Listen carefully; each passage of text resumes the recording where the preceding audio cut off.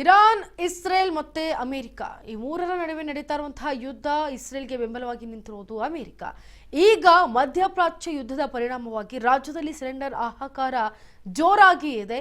ಈಗ ಸಿಲಿಂಡರ್ ಇಲ್ಲದೆ ಈ ಬೇಸಿಗೆಯಲ್ಲಿ ಬೇಯುವಂತಹ ಪರಿಸ್ಥಿತಿ ಎದುರಾಗ್ಬಿಟ್ಟಿದೆ ಜನರದ್ದು.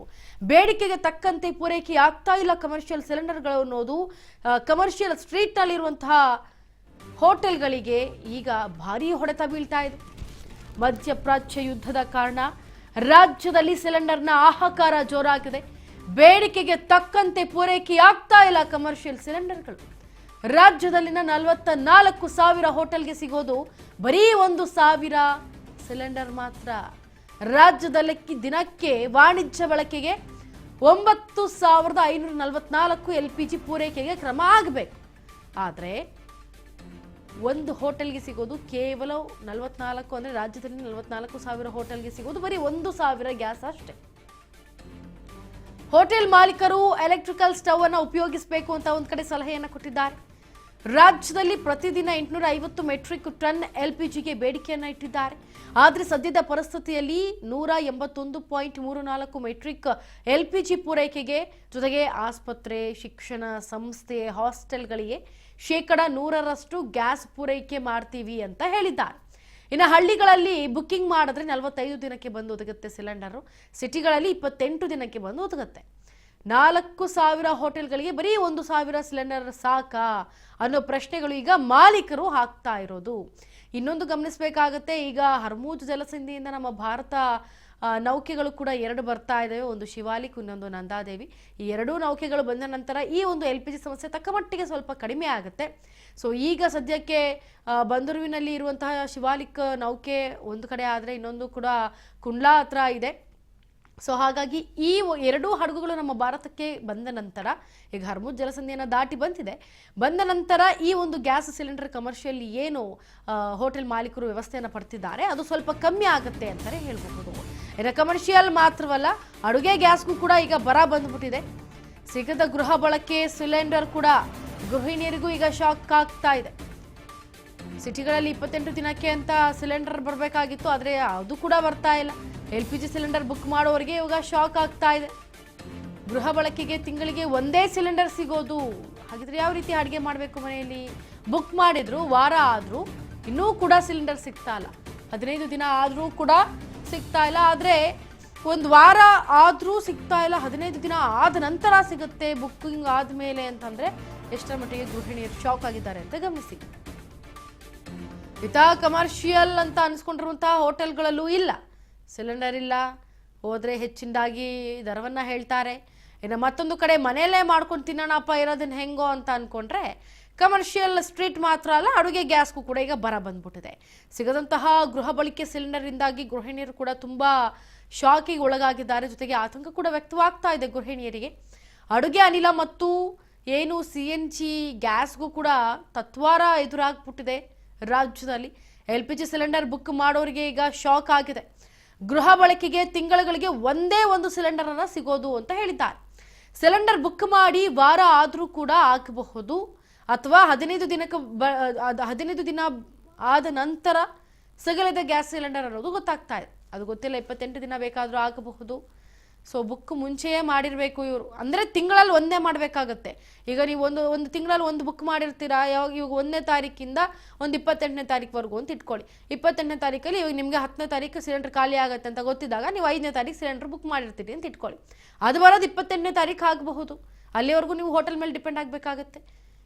ಅಯ್ಯೋ ಇವಾಗ ಇದಾದ್ಮೇಲೆ ಮತ್ತೆ ಇನ್ನೊಂದು ಬುಕ್ ಮಾಡ್ಕೊಂಡ್ಬಿಡ್ತೀನಪ್ಪ ಅಂತಂದರೆ ಇನ್ನೊಂದು ಬುಕ್ ಆಗೋದಿಲ್ಲ. ಇನ್ನು ನೆಕ್ಸ್ಟ್ ನೀವು ಈಗ 5ನೇ ತಾರೀಕು ಬುಕ್ ಮಾಡ್ಕೊಂಡಿದ್ರೆ ಅದು ಯಾವಾಗ ನಿಮ್ಮ ಮನೆಗೆ ತಲುಪುತ್ತೆ ಅನ್ನೋದು ಲೆಕ್ಕ ಬರಲ್ಲ. ನೀವು 5ನೇ ತಾರೀಕು ಬುಕ್ ಮಾಡ್ಕೊಂಡ್ರೆ ನೆಕ್ಸ್ಟ್ ಇನ್ನು 5ನೇ ತಾರೀಕಿಗೆ ನೀವು ಬುಕ್ ಮಾಡಬೇಕಾಗತ್ತೆ, ಇಲ್ಲ ಅದ್ರ ಮೇಲೆ ಬುಕ್ ಮಾಡಬೇಕಾಗತ್ತೆ. ಸಿಲಿಂಡರ್ ಯಾವಾಗ ನಿಮಗೆ ಬಂದು ಒದಗುತ್ತೆ ಅನ್ನೋದು ಮ್ಯಾಟ್ರ್ ಆಗಲ್ಲ ಇಲ್ಲಿ. ಸೊ ಈ ರೀತಿಯಾದಂಥ ಒಂದು ನಿರ್ಧಾರಗಳನ್ನು ನೀವೆಲ್ಲ ಸಹಿಸ್ಕೊಳ್ಬೇಕಾಗತ್ತೆ. ಈ ರೀತಿಯ ಒಂದು ಗೃಹ ಬಳಕೆ ತಿಂಗಳಿಗೆ ಒಂದೇ ಸಿಲಿಂಡರ್ ಅಂದರೆ ತಿಂಗಳಂದರೆ ಇದೇ ರೀತಿ ತಿಂಗಳು ಲೆಕ್ಕಾಚಾರ ಬರುತ್ತೆ. ಸೊ ತುಂಬ ಕಷ್ಟ ಆಗುತ್ತೆ ಗೃಹಿಣಿಯರಿಗೆ ಈ ಒಂದು ಸಿಲಿಂಡರ್ ಕೊರತೆಯಿಂದಾಗಿ. ಹಾಗೆ ಯಾವ ರೀತಿಯಾಗಿ ಅಡುಗೆ ಮಾಡಬೇಕು ಮನೆಯಲ್ಲಿ ಅನ್ನೋದೇ ಬಹುಶಃ ಅಡುಗೆ ಮಾಡೋದಕ್ಕೂ ಮೀನಾಮೇಷ ಎಣಿಸುವಂಥ ಪರಿಸ್ಥಿತಿ ಎದುರಾಗ್ಬಿಟ್ಟಿದೆ ಈಗ ಗೃಹಿಣಿಯರಿಗೆ. ಸಿಲಿಂಡರ್ ಇಲ್ಲ ಅಂದರೆ ಕಾಳಸಂತೆಯಲ್ಲಿ ತಗೊಳ್ಳೋಣ ಅಂದರೆ ಕಾಳಸಂತೆಯಲ್ಲಿ ಬಾಯಿಗೆ ಬಂದಂಗೆ ಹೇಳ್ತಾರೆ. 5,000 ಬರೋಬ್ಬರಿ ಕಾಳಸಂತೆಯಲ್ಲಿ ಅಂತಂದ್ರೆ ಸಾಧ್ಯವಾ? ಸಿಲಿಂಡರ್ ತಿಂಗಳ 5,000 ರೂಪಾಯಿ ಸಿಲಿಂಡರ್ಗೆ ಅಂತಾನೆ ಈ ರೀತಿ ಕೊಟ್ಟು ಬಿಟ್ರೆ ಇನ್ನು ಜೀವನ ಹೇಗೆ ಮಾಡ್ತಾರೆ ಜನರು ಅನ್ನೋದನ್ನು ಕೂಡ ನಾವು ಗಮನಿಸಬೇಕಾಗತ್ತೆ. ಆದರೆ ಈಗ ಸದ್ಯಕ್ಕೆ ಹರ್ಮುಜ್ ಜಲಸಂಧಿಯಿಂದ 2 ನಮ್ಮ ಭಾರತ ನೌಕೆಗಳು ಈ ಒಂದು ಪೆಟ್ರೋಲಿಯಂನ ಮತ್ತೆ ಒಂದು ಗ್ಯಾಸ್ LPG ಗ್ಯಾಸನ್ನು 74 ಟನ್ನನ್ನು ತೆಗೆದುಕೊಂಡು ಬರ್ತಾ ಇರೋದು.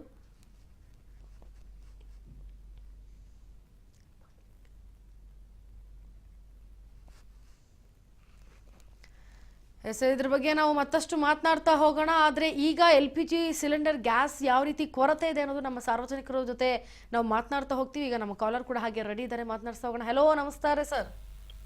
ನಮಸ್ಕಾರ ಮೇಡಮ್. ಎಲ್ಲಿಂದ ಕರೆ ಮಾಡಿದಿರಿ? ನಾವು ಬೆಂಗಳೂರಿಂದ. ಓಕೆ, ತಮ್ಮ ಹೆಸರು?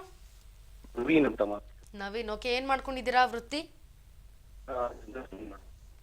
ಸರ್, ಸ್ಪಷ್ಟವಾಗಿ ನಿಮ್ಮ ಧ್ವನಿ ಕೇಳಿಸ್ತಾ ಇಲ್ಲ. Business man madam. ಬಿಸ್ನೆಸ್ ಏನ್ ಬಿಸ್ನೆಸ್? ಹೋಟೆಲಾ? ಹೋಟೆಲ್ ಅಲ್ಲ ಮೇಡಮ್, ನಮ್ದು ಬೇರೆ industry, additive industry. Okay. But ಏನಂದ್ರೆ ನಮ್ಗೆ ಅದೇ ಡೊಮೆಸ್ಟಿಕ್ LPGಗೂ ಇವಾಗ ತೊಂದರೆ ಆಗ್ಬಿಟ್ಟಿದೆ. ಕರೆಂಟ್ ಎಲ್ಲ ಒಲೆ ಯೂಸ್ ಮಾಡಿ ಅಂತ ಹೇಳ್ತಾ ಇದಾರೆ. ಈಗ ಆಲ್ರೆಡಿ ಲೋಡ್ ಶೆಡ್ಡಿಂಗ್ ಗಳು ಗೊತ್ತೇ ಆಗ್ತಾ ಇಲ್ಲ. 20 ಸಲ ಕರೆಂಟ್ ತೆಗಿತಾರೆ.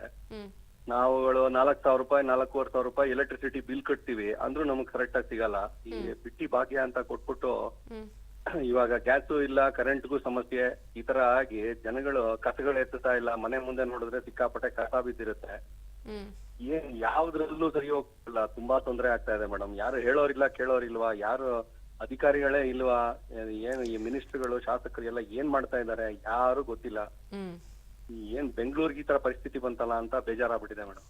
ಖಂಡಿತ ಸರ್. ಯಾಕಂತಂದ್ರೆ ಈಗ ನಡೀತಾ ಇರುವಂತಹ ಈ ಮಹಾಯುದ್ಧದಲ್ಲಿ ಈ ರೀತಿ ರಾಜ್ಯ ಸಿಗಾಕೊಂಡಿರೋದು ಒಂದ್ ಕಡೆ ತೊಂದರೆನೆ ಎಲ್ರಿಗೂ. ಆದ್ರೆ ನಿಮ್ಮ ಮನೆಯಲ್ಲಿ ಗೃಹ ಬಳಕೆಗೆ ಏನಾದ್ರು ತೊಂದರೆ ಆಗ್ತಿದೆಯಾ ಸಿಲಿಂಡರ್ ಅಂತ? ಗೃಹ ಬಳಕೆಗೆ ನಮ್ದು 2 ಸಿಲಿಂಡರ್ ಇದೆ. 1 ಸಿಲಿಂಡರ್ ಖಾಲಿ ಆಗಿದೆ. ಇನ್ನೊಂದು ಸಿಲಿಂಡರ್ ಬುಕ್ ಮಾಡ್ಬೇಕು ಅಂದ್ರೆ ಮತ್ತೆ ಇವಾಗ 30 ದಿವಸ ವೇಟ್ ಮಾಡ್ಬೇಕು ಅಂತಿದ್ದಾರೆ. ನಾವು 9 ಜನ ಇರ್ತೀವಿ. 1 ಸಿಲಿಂಡರ್ ಕೊಟ್ರೆ ಈಗ ನಮ್ಗೆ 24 ದಿವಸ 25 ದಿವಸಕ್ಕೆ ಖಾಲಿ ಆಗೋಗುತ್ತೆ. ನಮ್ದೆಲ್ಲ ಜಾಯಿಂಟ್ ಫ್ಯಾಮಿಲಿ. ಹಿಂಗೆ ನೀವು 30 ದಿವಸ ಆದ್ಮೇಲೆ ಬುಕ್ ಮಾಡ್ಬೇಕು. 30 ದಿವಸ ಆದ್ಮೇಲೆ ಬುಕ್ ಮಾಡಿದ್ಮೇಲೆ ಒಂದ್ ವಾರ 10 ದಿವಸ ಆಗುತ್ತೆ. ಅಲ್ಲ, ಈಗ ಜಾಯಿಂಟ್ ಫ್ಯಾಮಿಲಿ ಅಂದ್ಮೇಲೆ ನಿಮ್ದು ಇನ್ನೂ ರಿಸ್ಕ್ ಅಲ್ವಾ ನಿಮ್ಗೆ ಇವಾಗ? ಅದೇ ಮೇಡಮ್, ಅದೇ ಹೇಳ್ತಾ ಇರೋದು. ಈಗ ಅವ್ರು ಹೇಳೋದು ಗ್ಯಾಸ್ ಸಿಲಿಂಡರ್ ಇಲ್ಲ, ಕರೆಂಟ್ ಯೂಸ್ ಮಾಡಿ ಅಂತಾರೆ. ಕರೆಂಟ್ ಯೂಸ್ ಮಾಡೋಣ ಅಂತ ಹೇಳಿದ್ರೆ ಕರೆಂಟ್ ತೆಗಿತಾ ಇದಾರೆ. ಹಾಗಂತ ನಾವೇನು ಬಿಟ್ಟಿ ಏನ್ ತಗೊಂತಾ ಇಲ್ಲ. 4,000 4,500 ಇದ್ ಕಟ್ತಾ ಇದೀವಿ, ಬಿಲ್ ಕಟ್ತಾ ಇದೀವಿ. ಈಗ ನಾವು ದುಡ್ಡು ಕಟ್ಟೋರ್ಗೂ ಒಂದೇ ತರ, ದುಡ್ಡು ಕಟ್ಟದೇ ಇದ್ದವ್ರಿಗೂ ಒಂದೇ ತರ. ನೀವು ಟ್ಯಾಕ್ಸ್ ಕಟ್ತೀರಾ, ಇಲ್ಲಿ ಮನೆ ಮುಂದೆ ಕಸ ಎತ್ತಲ್ಲ, ಯಾಕಪ್ಪ ಕಸ ಎತ್ತಿಲ್ಲ ಅಂತ ಹೇಳಿದ್ರೆ 6 ತಿಂಗಳಿಂದ ನಮ್ಗೆ ಸಂಬಳ ಕೊಟ್ಟಿಲ್ಲ ಸರ್ ಅಂತಾರೆ. ಇದನ್ನೆಲ್ಲ ಹೇಳೋರು ಯಾರು, ಕೇಳೋರು ಯಾರು ಮೇಡಮ್? ಹೆಂಗಾಗ್ಬಿಟ್ಟಿದೆ ಅಂದ್ರೆ ಈಗ ನಾವು ಈ ಬರೀ ಎಲೆಕ್ಷನ್ ಟೈಮಲ್ಲಿ ಮನೆ ಮುಂದೆ ವೋಟ್ ಬರ್ತಾರೆ, ಜನ ಬರ್ತಾರೆ ಅಷ್ಟೇ, ಒಪ್ಪು ಬರಲ್ಲ.